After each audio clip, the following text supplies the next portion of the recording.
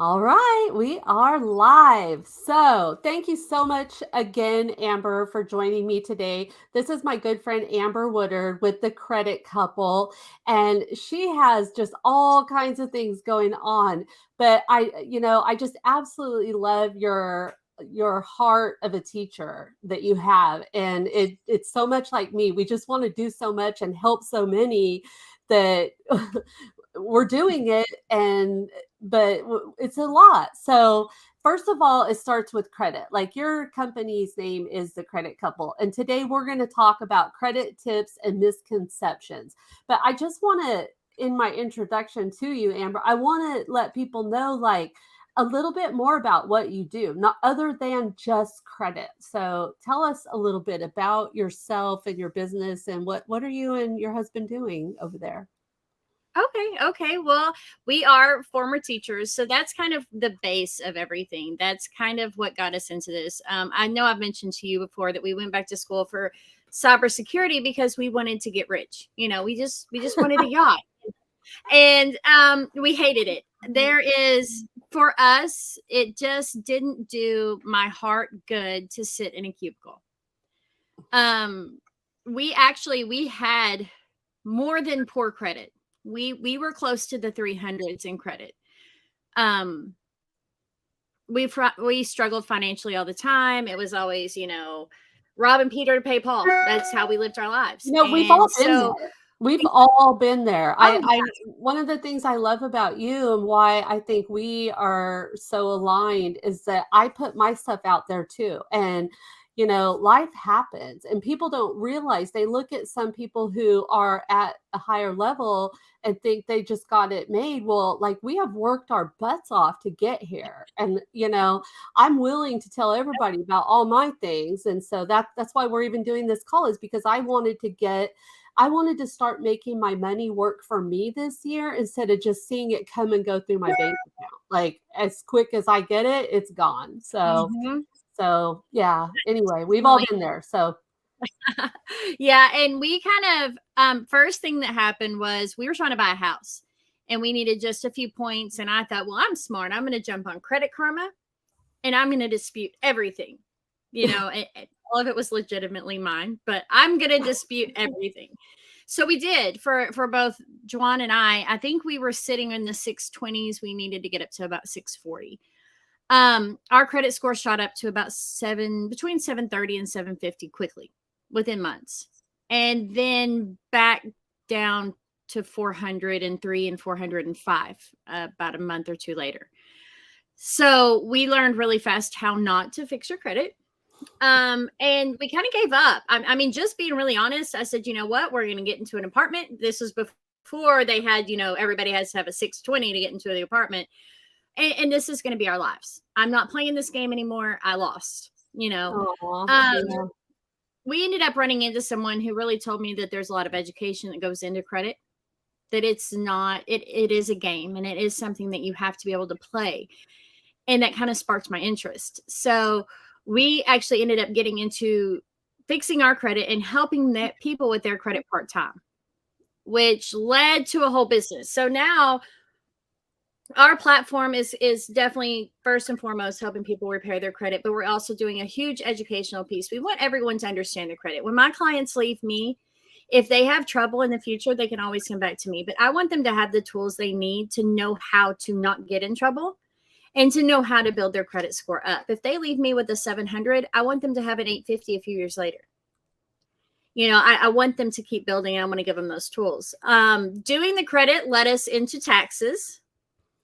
All of our clients have to have their taxes prepared, Right. and they've come to trust us. So they were coming to us and asking if we could do this. Well, why not? Why don't we learn? And we did. It led us into a student loan business, which I'm sure we'll hit up in a future podcast. I can bring some more Yeah, information there. definitely. Because we've talked about it in the past, but so many people I know have student loans, and there's so much to Mhm. that. So we'll do a whole webinar on just student loans. Oh, But yeah, and that's coming up quickly because if they go back into repayment in August at the latest, if you haven't figured something out, you're going to be put on that high repayment plan. They're putting let's do everyone that back. next So month. So we'll make that be our June. There we go. call. That's probably perfect timing. Yeah, it is. Um, so that kind of, I mean, it's just kind of snowballed from there. Whatever we find that our clients overwhelmingly need, we're going to either try to find the correct resource for them, or we want to become the resource for them if we can't. You know, with the student loans, it was just the student loan places were shady. They were weird. They were Well, and it's that charging way us with a lot everything. of money. It's that way with the credit repair. It's that way with the tax people when you need help with the IRS. Like I have found that it's all about finding someone that you can trust. This is why I really I like have this vision of this group that I work with and refer people to, and I absolutely love you. And I'm so grateful that we found each other. So I'm happy that you're doing all this stuff to help all my clients get get their act together. Well, and hey, I've had to get my act together too. So, and Right. I'm not, you know, I'm definitely not perfect. I make mistakes all the time. The thing is once you have that education, you're able to recover. And if Exactly. you have Love it. someone that you can go to and get information from that you trust, and we're about to go into, I'm going to mention a lot today that these things you see on social media, they seem great. And the people that tell you seem educated and they're reading a script Yeah, I and they have know. It's so sad. it's just not helpful. And to be able to have people in your circle that you can trust is huge. It's definitely huge. And that's kind of, like I said, that's kind of a big part of today is I'm going to go in and through a lot of the misconceptions that people have about credit, and especially with social media, a lot of the quick fixes and things that are going around that just, there's nothing quick with credit. There's no Yeah. there's no quick fix. So just kind of go into some of that. All right, I'm going to go ahead and let you share your screen now, and I'll add this and we'll just get started. There we go. Right. All right. So this is just, I think some of our information comes up on there. This is just to get you guys a little bit of the information that we have. People can always contact us by phone. Our website is up there as well. You can always book a consultation on there. The screen says our basic credit boot camp. I do want to put out there that we do live boot camps from time to time, but currently on our Facebook page, you can get a recording of a shortened version of our boot camp anytime. Free for everyone. Just click the link and it'll get you I think it's about 15-20 minutes of our condensed boot camp. So like I said, I'm just going to jump right in with kind of the good stuff, I guess, or maybe it's the bad stuff. Either way, it's the misconceptions that people have about their credit. The first one I've got here is medical bills. And I want to go over two things with medical bills. One of them is not really a misconception, but I do kind of want to give an update on what's going on with this medical bills not showing up on credit. But the first thing I want to talk about is, and I know this has happened to somebody out here, you go and you're trying to buy a house and you talk to a lender and the lender says, I'm not worried about your medical bills. I don't care about your medical bills. I'm not worried about them. They don't matter for me. And so a lot of people call me and they say, well, my credit score is low, but when you're buying a house, your medical bills don't matter. And that is a big misconception. The lender is not wrong. The lender is saying, when I calculate your debt to income, when I'm figuring out how much house you can get, I don't count your medical bills. So if you owe $20,000 in medical bills, I don't care. It doesn't count to your debt to income. But when you're looking at a credit score, there is no calculation on the medical or on the mortgage versions of credit scores that discounts medical bills. If that medical bill is on there, it's hurting your credit score no matter which FICO score you're looking at, and it does matter. So it's not that the lender is wrong. The lender is telling you from their standpoint, they don't care. Debt to income, amount of house you can get, they don't care. But when I'm looking at your credit and trying to get your credit approved or ready to be approved to get a house, those medical bills definitely count in your credit score. If it's just medical bills keeping your score at 550, your score is still 550. The other thing I want to say about medical bills here is I think most people know that it was last year, any medical bills that are paid off no longer show up on credit. So if the medical bill is paid or if it's settled to where they put it in a zero, with the credit bureaus, it no longer shows up on your credit. And that's a huge thing. Yeah. Um, it really has been for a lot of people. A lot of people had these huge bills that went to collection because most of the time you don't even know you have a medical bill until it hits collections. And they were having these issues of it still being on there even after they paid it off. Another thing that is supposed to be happening, and they said early 2023, but I mean, as you can tell, at least mid 2023 almost now. Yeah. Um, Medical bills under $500 will be taken off credit reports. So this is like when you went to the lab and you got your blood drawn and you got that $8 bill that you didn't even know your insurance didn't cover, and now you have, and I really see these on credit, $11, $7. Those are going to be gone. When does that And happen? they're saying July now. They said early 2023, but I feel like it's no longer early 2023. So the latest I've heard is July. And another thing that's happening with medical bills is they can't put those on your credit now for a year. It used to be 6 months. Now they have to give you a year to pay that before they can put it on your credit report. So that's going to make a big difference as well. Moving on to the next thing, we have paying collections and charge-offs. We've recently on our business pages done a few on these because it happens every year. It's the worst year in tax season. I get a call and somebody says, hey, I need help with my credit, but I just paid off all of my collections. Or I just spent my entire $10,000 tax return paying off these charge-offs. And I get the pleasure of being the bearer of bad news that when they paid all of those off, unless they were medical, it doesn't help their credit score. And now it's going to be a lot harder for me to get that deleted. Because in paying it, they've admitted the debt. They've basically verified that they own the debt. So it makes it very difficult to remove. Now, when you pay off collections, like I said, medical bills will go away. And I'm sure everyone has heard on social media, it gets big sometimes, pay for delete.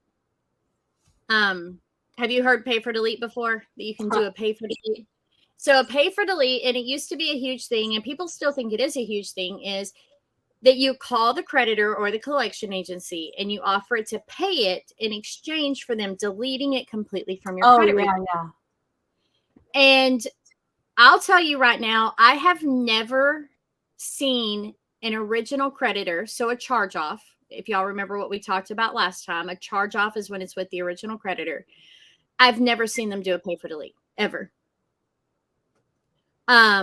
It's just not something that's common. As far as collections, now before COVID, before the medical thing hit, before everything, there was a list of, there are literally thousands of collection agencies, and there was a list of probably 100 of them that were known to do pay for deletes in certain situations. That list is probably down to 20, if that. I only have about 4 or 5 that I will tell a client that one will do a pay for delete because most of them won't. So when you call them and you work out all this stuff and then you say, I want to pay for delete, they say, we don't do that, but you just verified the account. So it's stuck on your credit now. So it's kind of one of those things you have to be very, very careful. We do a lot with our clients. I'll go through and I'll say, okay, this one and this one, if you pay them, it's likely to get deleted. The rest of these won't. Sometimes I have to tell people none of these are going to delete it, even if you pay it. So don't waste your money. Don't start calling these places, asking for pay for deletes or paying these. It's not going to help you. And I know a lot of people say, well, on Credit Karma, it says my score will go up 26 points if I pay this collection off. And they're absolutely right. We went over this last time too. Credit Karma is not lying. They're definitely not lying to you. Your Vantage score is going to go up 26 points or approximately, because Vantage scoring models, if you remember, they disregard paid off collections. If it says 0 on there, it does not factor into your credit score at all. But FICO, if it says 0, it might as well say 2,000. It's the same thing. So your FICO score isn't going anywhere. And for most of us, FICO is what you really want to worry about having a high score with anyway. So don't pay off your collections and charge offs. Most often, any of them, it's going to do you much more good to get them deleted. Here is another one that kind of goes along with that. Calling all your creditors, talking payment plans. Same thing. If you call that creditor and you say, "Hey, I have this debt and I can't pay it all, but I want to get it paid off." Well, number one, when they're talking about the statute of limitations for items to fall off your credit report, they're talking from the last date there was a change. So a change would be like when you stopped paying. So if you stopped paying on something today, May of 2023, that's going to be your date that 7.5 years later, it will fall off. But if I get on a payment plan and I pay on this for the next 4 years and they don't delete it from my credit report when I'm done, 4 years is when that last change happened. So I've just added 4 years onto how long that stays on my credit report. So in most cases, don't talk payment plans. In almost every case, I very rarely tell someone to talk to a creditor. In almost every case, I'm going to tell them, do not speak to any of these people. They are not on your team. They are not trying to help you. So calling and talking payment plans is generally not a good idea. We just talked about pay for delete. Again, it's rare now. Very rare. I have very few that I suggest to my clients that will do that. Paying off your cards monthly. We talked about utilization last time. So utilization is the use on your credit card. And we talked about how that only gets turned into the credit bureaus on your statement date. So it's very important to know that statement or reporting date. If you're paying off your credit cards monthly, you're going to do one of two things. Number one, you're going to run that balance up and it's going to be high on your statement date, and then you pay it to zero on your due date, and it doesn't matter because they still reported a very high balance to the credit bureaus. Or you're going to pay it off on the or right before the statement date, and you're going to report a zero balance, which you don't want to do.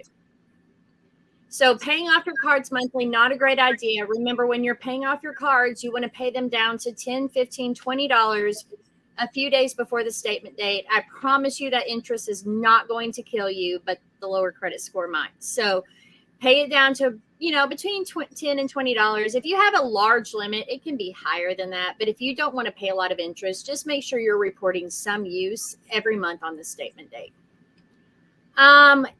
Here's a big one. This one is really counterintuitive, and it really hurts a lot of people, especially when they're going in to buy a home. If you pay off a loan or a vehicle or any type of installment credit, personal loan, or you had your furniture financed with Cons or another furniture place, when you pay those off, your credit score is almost always going to drop. It's been about 1.5 years since I paid off a small, like $2,000 personal loan, and my score dropped 23 points. You're closing out that installment credit. That you no longer have that open line of credit. So although you did what you were supposed to, and you paid off that loan, it's hurting you. Now, we do work with a lot of people, especially with mortgages. Let's say that you've got a car and you owe, your payment's high and you owe 1.5 years on your car. And you want to pay it off. It's hurting your debt to income, whatever's going on. It is actually with mortgages. If you have it paid to where you owe less than 10 months, it will not count into your debt to income. So we can usually work with your lender to get you to pay down the exact amount you need to pay down on that car to get it under that 10 months and not make it count on your mortgage, but on your debt to income, but still have that showing as open so it doesn't hurt your credit score when it comes off. I've had people go in and ask to put money on the end of a personal loan just to keep it open until they bought their house, just because we don't want that to close out before they go in and make that big purchase. So paying off your loans and vehicles, I know you feel like you did a great thing, and you did, but it is going to actually hurt your credit score. We usually have people replace it a little bit before one gets paid off so that it balances out. So if you're paying off a vehicle, we might have you go get a personal loan. I'm not going to tell you to go buy another vehicle. I don't like it. This is just overwhelming. Like there's so many things, like even I just don't know. I mean, I just pay my bills, but And it's paying your bills, it's so funny. Yes, if you pay your bills consistently and have credit cards and have open installment loans and have a mortgage and you pay your stuff consistently without fail for 15 years, you're going to have a good credit score. But you can't just have a 600 score right now and continue to pay all your bills on time and expect your credit score to go up. You have to make moves.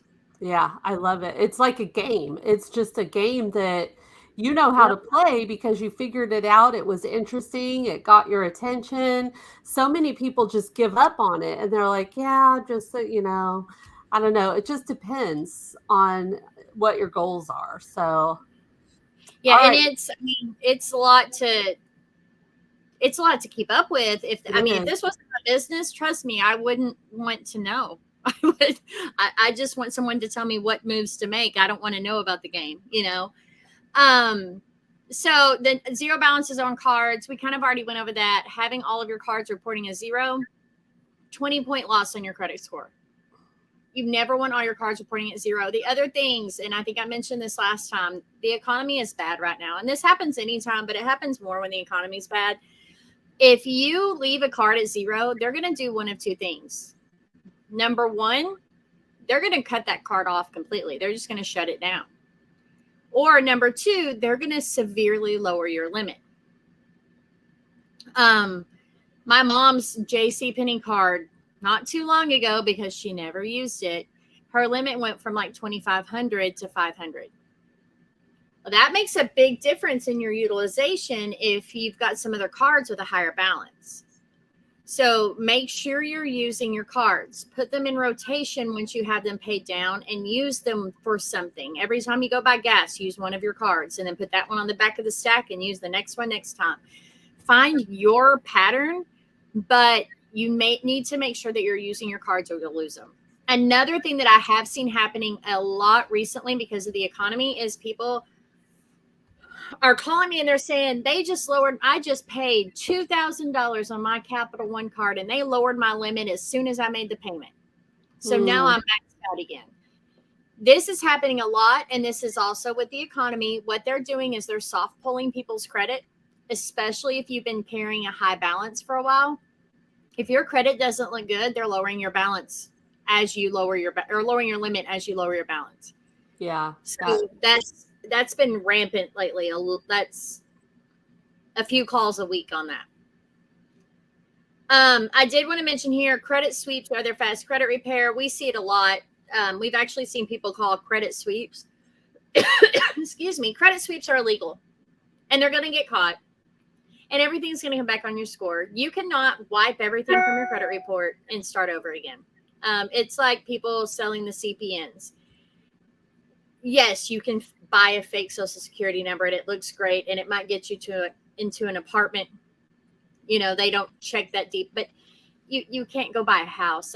That's illegal. You're not going to be able to go buy a car. You're not going to be able to interact with a banking institution with your CPN or your swept credit. And we also see a lot of, 750 in 90 days, or we'll get you 100 points in the next 30 days. And just coming from someone who works with this all the time. And if I was working with my best friend or my mom or my dog, I couldn't guarantee them that kind of increase. And in fact, it's illegal for me to guarantee that kind of increase because it's so up in the air. I cannot guarantee much of anything. I can guarantee you, me personally, I say you go through my program for 6 months. If we don't get anything deleted, I'm going to give you all of your money back. Every last dime. Because to me, if I haven't done anything in 6 months, number one, you deserve your money back. And number two, I wasn't doing my job.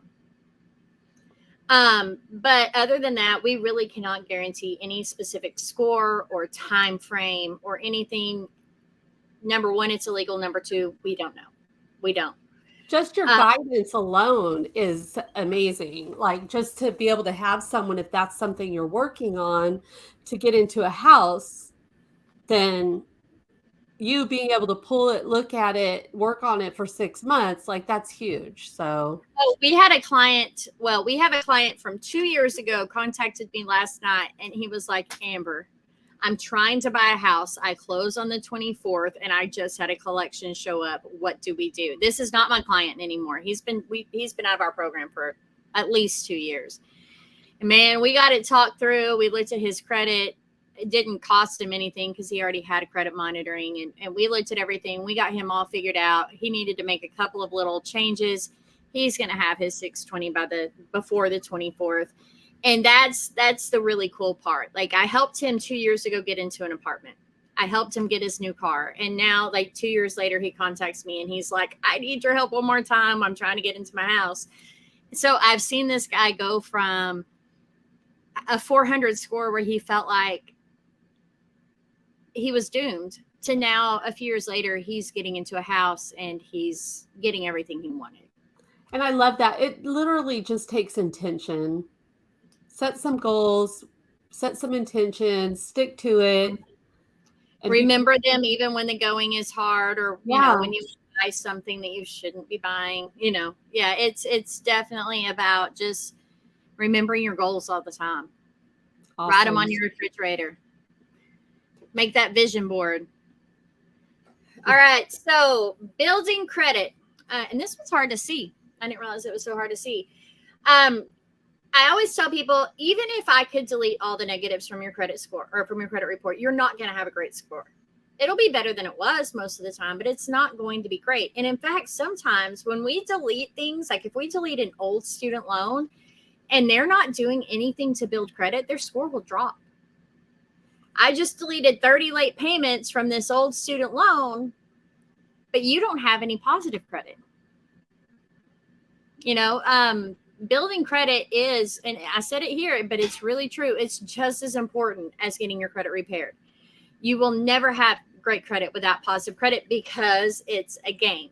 So you have to have both tops we talked about before, that revolving your credit cards and the installment, which is loans, mortgages, autos, to really build. And I mean, if you don't have any extra positive payments going in, what's going to change? If you don't have good payment history going in, if the lender can't see how you handle cards and loans in 2022 or 23, how do they know how you're going to do with a house in 24? They might can see what you used to do with cards back in 2018, but they need to know what you're doing now. I did add on here, if you're going to buy a house or even a car, be careful adding trade lines. You don't even want to go and open up 3 new credit cards 2 weeks before you buy a new car. I mean, and we're talking 6 months if you're buying a house. So it's very important to be careful what trade lines you're adding. I can sneak in some things. Like if somebody just needs a little boost on the revolving, I can usually kick in a kickoff account or something without the lender going, wait a minute, why did you do this? But I can't tell you to go get a personal loan 2 months before you buy a house. We have to have all that done before. And that's why I always tell people, if you're going to buy a house, come to me, come to a lender at least 6-8 months before. Let's figure out what's going on. I always said here, always consult with a professional before adding positive credit. I always tell my clients, if you get a credit card offer, send me a picture. We'll go over it. We'll look at the timing, your credit, and the offer. I mean, a lot of people are getting credit card offers that by the time they get that credit card, the fees have eaten the card. So it doesn't make sense. So always consult with someone before adding positive credit. We offer on our website, we have a ton of credit builders, both installment and revolving. I mean, we've even gone as far as we've linked up with someone doing auto loans for people with less than perfect credit. That way you're not going to the dealership and they're not running Toyota and Capital One and Truist. This place will only run companies that will work with your credit score. So it makes a big difference. So if you're looking to build credit, you can't even see it here, but it is thecreditcouple.net. And click on our credit building links. If you want to send us a message or a text and just say, hey, this is my situation, is this a good idea? We're always willing to answer those too. All right, this is more about credit cards. So we're talking about building credit. I put one of my favorite secured cards here. It's the Discover It. If you don't know what a secured card is, so an unsecured credit card is your normal credit card. You apply for credit, they send you a card, it's got a limit, you go spend it, you pay it back over time. A secured card is when the creditor says, I don't know if I trust you. You don't have a lot to show me that you deserve my trust. So I'm going to give you conditional trust. You send me $200. I'm going to put it on this card. And now you can go spend it. If you do really good with this card for X amount of time, I'm going to give you your $200 back and up your limit. But now I know that if you go and spend $200 on that card and you never pay it, I'm covered. I got your $200 you sitting up front. So you're securing it with a deposit. Discover It is a great secured card for so many reasons. It turns unsecured within a year. It does cash back. It doubles your cash back for the first year. You get all the perks of a Discover It card before you even have an unsecured card, but they are picky.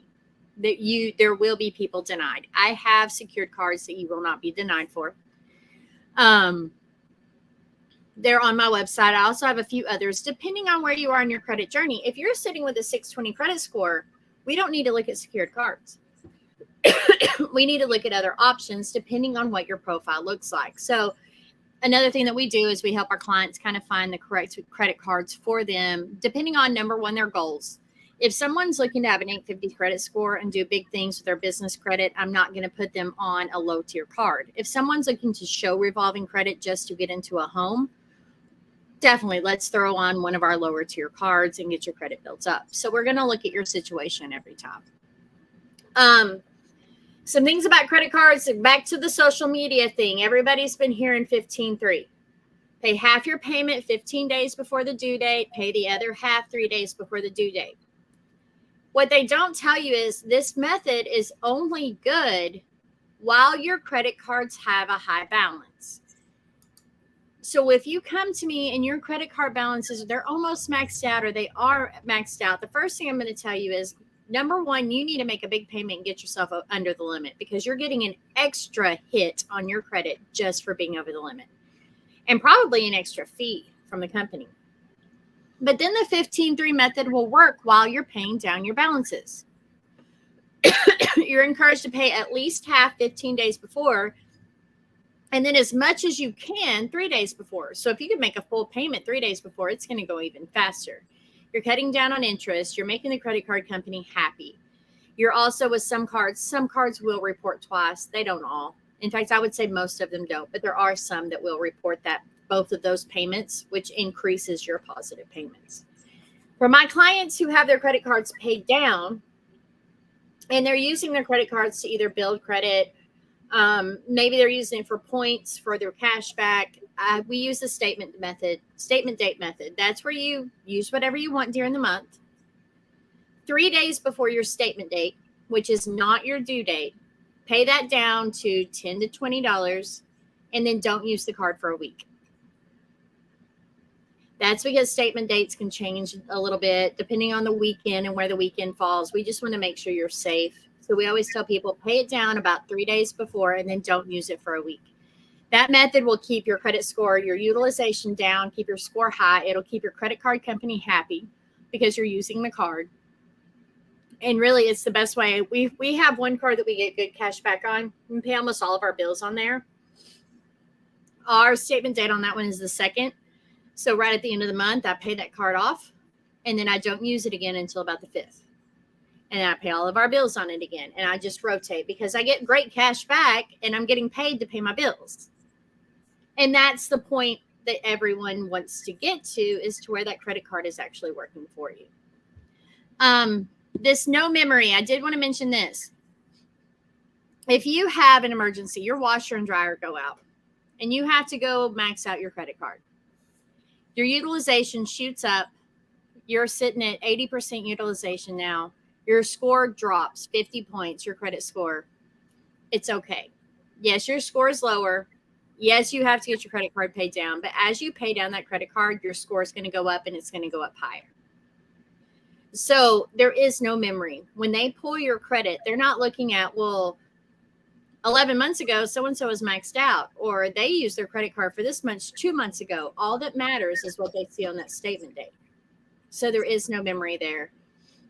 That's huge for a lot of people, because I know we have a lot of people that get worried because they, I guess things happen. Your refrigerator goes out, you get a flat tire, you never know.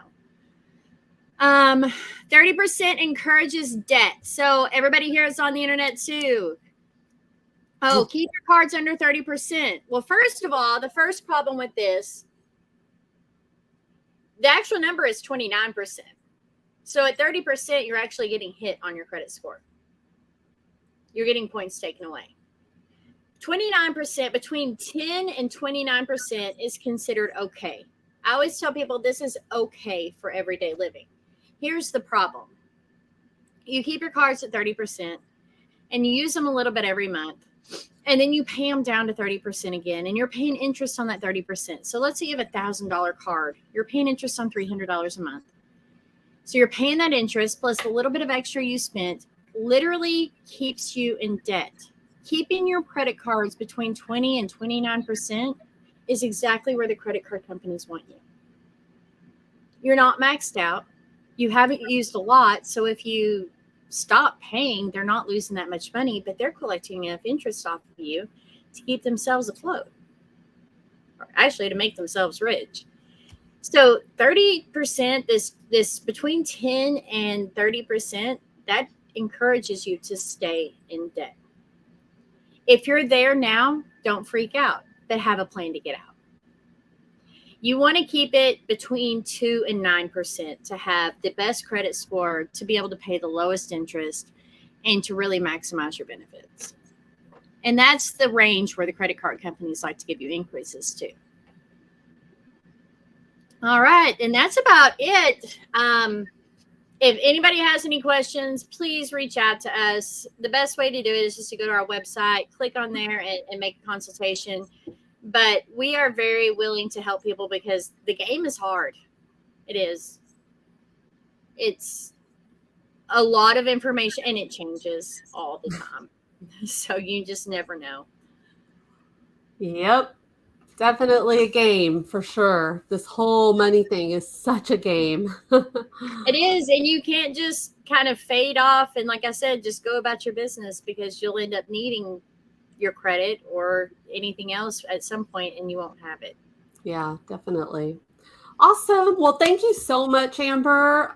We are about done here. We're at our time. So I'm going to go ahead and say goodbye to everybody. And we will be back next month with Amber on the second Wednesday of the month. And I guess we're going to be talking about that student loan debt and what are the changes that are happening. You'll know by then where I we hope stand with so. all that, hopefully. So we'll see y'all back next month.